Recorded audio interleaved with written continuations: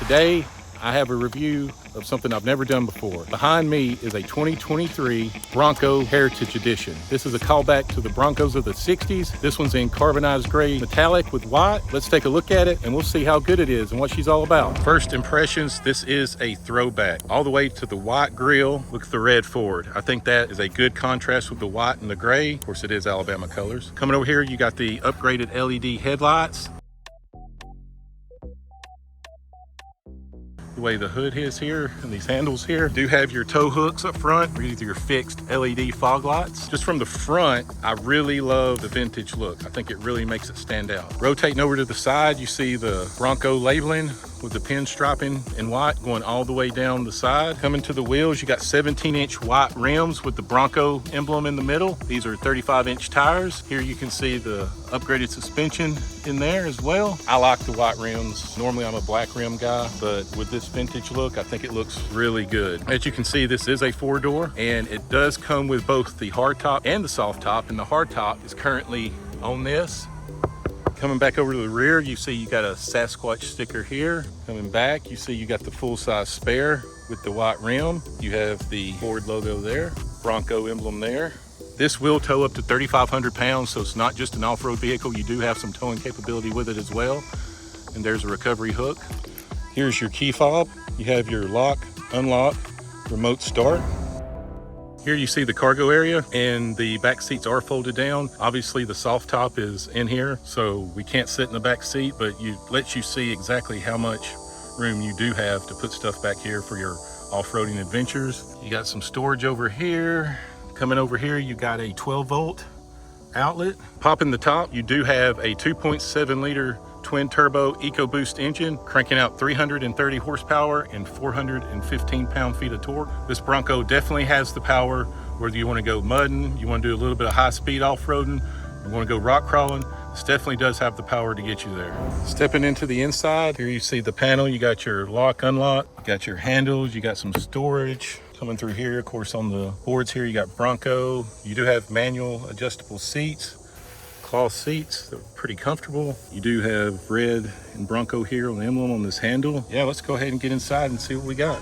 All right, looking at the steering wheel, you do have a leather wrapped steering wheel with the red stitching. Here, you got the nice Bronco emblem here. Over here, you got your adaptive cruise control, your lane keep assist. Over here, of course, you got your volume controls for your radio, as well as being able to change the digital gauge cluster. You do have an analog miles per hour cluster here, but then we can change this as well, and we'll look at that here in a minute. Here, you got your blinker stock and your windshield wiper stock all built in one. Here's your infotainment center. You got your apps, Apple CarPlay, Android Auto, phone, audio, navigation. It does have very good response time. Here you have your features, your driver's assistance, your towing. Coming up top, this is what makes the Bronco special. You have your front locking differential and your rear locking differential. Like on Raptors and Tremors, you usually just have a rear locking differential. You also have your trail turn assist where you can lock the back wheel and make really tight turns.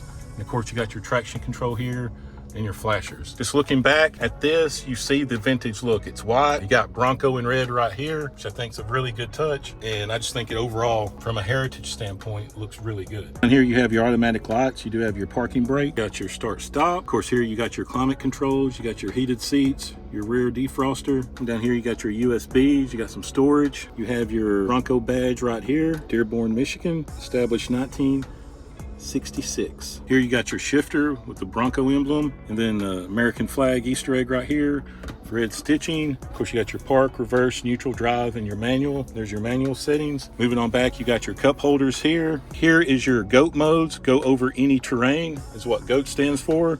And you got your 2 high, your 4 high, your 4 auto, and your 4 low. And we'll see how those change the gauge cluster here in a minute. Back around here, you got your automatic windows for your front windows and your back windows, and here's your mirror adjust. Popping open this, you got a little bit of storage. It's not the most I've ever seen. It's kind of tight, but you do have a little bit of storage here. Up here, you got your auxiliary switches, 6 of them. For whatever you want to extra you want to hook up. So here's your gauge cluster. You see you got miles per hour, RPMs, gauges, you got your turbo PSI, you got your temperature, you got your transmission temperature, your battery. So let's go, there's your normal, sport. Ooh, look at that.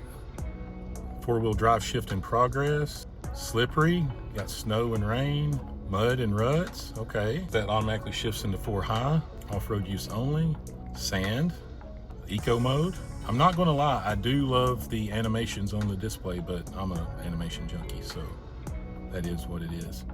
So there you see the fuel consumption. We have 157 miles to empty, this into sport, which puts it in 4 auto. Hey, let's take this for a drive and see how she drives. I haven't driven a new Bronco, I'm not gonna lie. So this is the first time for me. You know, I don't play around, so I'm gonna go ahead and turn it into sport mode. We're shifting into the 4 automatic.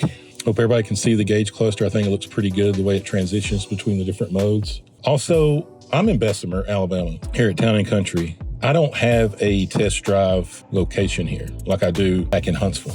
Like I was stating earlier, this does have the 2.7 liter EcoBoost with 330 horsepower and 415 pound-feet of torque. So I'm interested to see what that power does and how punchy this Bronco is, considering it weighs about 4,400 pounds, 4,500 pounds. Yeah, this isn't my area, so I don't know exactly where to go off-road. As far as comfort, the seats are comfortable, so I do like that. They are cloth, they're not leather. You know, they are heated, not cooled, but they are very comfortable. As far as, you know, just overall space sitting in the front, it's cozy, but it's not a bad cozy. You could take this on long trips. This does sit up higher than I thought it would. It is on the bigger tires. All right, I'm gonna get on this ramp to get on the interstate. We're gonna give it the business a little bit.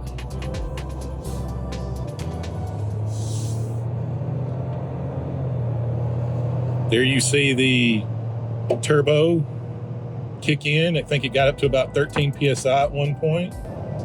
We're up to about 71 right now. The lane keep assist is working. I felt it kind of pulling me back over to the left. And this is typical of most Broncos from what I understand. There is some road noise, there is some wind noise here. It's not a super quiet ride at all. Some of that could be from the hard top, you know, and being able to take it off and put the soft top on and things like that, but it does have some noise on the highway. Now, I didn't notice any of the noise before I got on the highway as far as normal street driving and anything like that. There's not really any road noise, but you can definitely tell it on the highway. She does have some good pick up and go. You can definitely tell it's got the 330 horsepower and the 415 pound-feet of torque. It does push this Bronco pretty well. If I was getting a Bronco, I wouldn't get the 2.4 liter engine. I would go ahead and upgrade to the 2.7. I think for everyday driving as well as off-roading, I think that's the perfect powertrain for this particular vehicle because you still want it fun to drive. You don't want to take forever getting up to speed on the interstate. The MSRP for this particular Bronco is a little over, it's like $56,300. Relatively speaking, in today's prices for vehicles, I don't think that's a bad price at all for what you're getting. You're getting well over 300 horsepower. You're getting over 400 pound-feet of torque. You're getting a vehicle that can pretty much go through anything and everything. You also get a free trip to the Bronco off-road school where they show you what this thing will do and actually let you drive over all the terrains and all the conditions. So I think that's a good deal. So for $56,000, and you get both the hard top and the soft top, and you get the heritage look, man, like the white with the red on the Bronco with the carbonized gray metallic and the white grille on the front. It just looks good. This does get 17 miles to the gallon, both city and highway. So you don't really lose or gain anything either way on that. If I had to put one knock on this, I would say it is the road noise, the wind noise. But if you're buying a Bronco like this, that's just something you accept because of all the other capabilities that you're getting with this. And like I said, for $56,000, I think you're getting a good deal for everything you can do with this. The question is not can you do something with this, but will you? I mean, if you're going to mall crawl with it, then there might be better things to buy. But if you actually want to take it off-roading for its intended purposes and actually take it on some trails and do some different things with it, take it on the beach, then it's definitely worth it. All right, I'm heading back to the dealership. So there you have it, everyone. The 2023 Bronco Heritage. It pays tribute to the Bronco from the 60s with the looks, but it also upgrades everything from a technology and an off-road standpoint.